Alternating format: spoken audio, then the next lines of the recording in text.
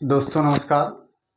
आज का टॉपिक है आपके और हमारे घर में अगर 13 साल से 17 साल के बच्चे को फीवर होता है, सर्दी हो, खांसी होता है, माथा में दर्द होता है, वायरल फीवर के बारे में आज बात करें। तो ऐसा होता है तो हम डॉक्टर के यहाँ आते हैं। डॉक्टर क्या ट्रीटमेंट देता है आज इसी के बारे में बताएंगे। क्या मेरे पास आता है तो हम उनको क्या ट्रीटमेंट देते हैं।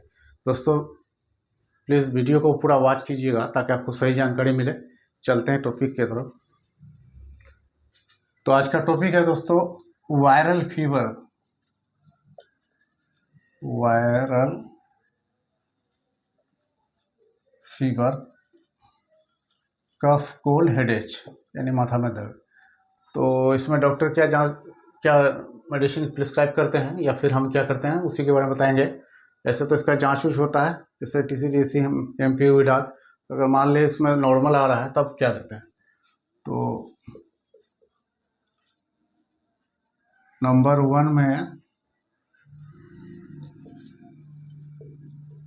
टेक्सिम ओ 200 mg 20 टेबलेट 1/2। दूसरा में हो गया आपको कालपोल 500 mg 15 टेबलेट 1/2 बुखार रहने पर। तीसरा में हो गया आपको कोस्कोपिन सिरप 10 ml सुबह 10 ml शाम। उसके बाद हो गया आपको सिट्रीजिन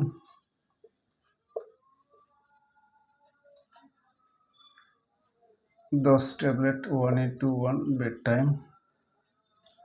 और एक मल्टीविटामिन हो गया पोलीबियन सिरप 10 ml बेड टाइम।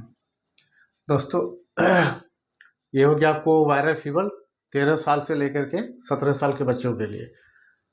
इसके बीच का जो भी बच्चा हो उसके लिए तो आप जाते हैं डॉक्टर के यहाँ, डॉक्टर जांच करते हैं, उसके बाद नॉर्मल निकलता है तो पता चला कि वायरल फीवर है।